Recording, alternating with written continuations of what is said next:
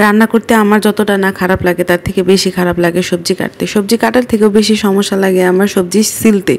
মানে সবজি কাটতে গেলে আমার হাত কাটবেই, এটা মাস্ট। এমন কোনো দিন নাই যে আমার হাতে কাটে না।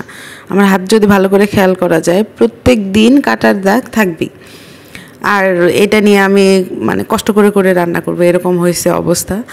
তো আমি মিষ্টি কুমড়া দিয়ে ডিম রান্না করব। এই ভিডিওটা অনেক আগের। আপনারা যদি মানে আমার কেউ ক্রমান্বয়ে ভিডিওগুলো দেখেন তাহলে মনে করবেন যে আপু শুধু ডিমই খায়। না ভাই, আমি এগুলা অনেক আগের ভিডিও ফোনে ছিল, এর জন্যই আপলোড করা। এই তো দেখেন। আর আমি রান্নার ভিডিও করি কারণ আমার অনেক বেশি টাইম নাই।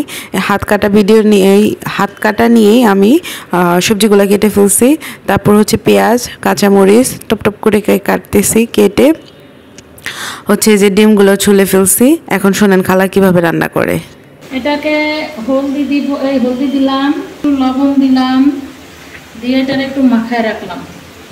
মাখায় রাখার পরে তারপর 10 মিনিট পরে এটাকে তেলে ভাজবো। তেলে ভাজার পরে তারপরে মশলা কষা।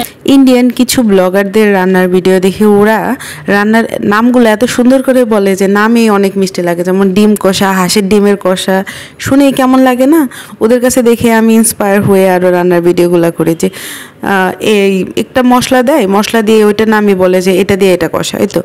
আর আমরা সবসময়ই বাসায় মানে যে কড়াইয়ে তরকারি রান্না করব ওই কড়াই ম্যাক্সিমাম টাইমে মাছ ডিম যাই হোক ওইটা ভাজা ট্রাই করি। তারপরে একটু আদা রসুন বাটা দিব।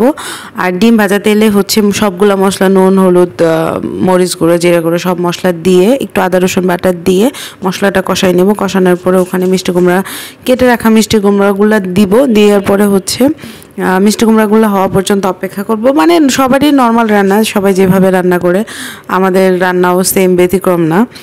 কিন্তু যে ডিম ভাজার যে কালারটা, এটা আমার খুবই খুবই ভাল লাগে। আর ফার্স্ট ডিমের সাথে মশলার সাথে মিষ্টি কুমড়োটা কষাইতে মাঝখানে ক্লিপ নেওয়ার মনে নাই। এই তো রান্না রেডি। ঢেকে দিব। এই কষানোর পরে ঝোল দেব। ঝোল দেওয়ার পরে ঝোলটা যখন হয়ে আসবে তখন ডিমটা দিয়ে দিব। তারপরে হয়ে যাবে ডিম দিয়ে মিষ্টি কুমড়া রান্না। আপনারা বাসায় ট্রাই করবেন। আর আমার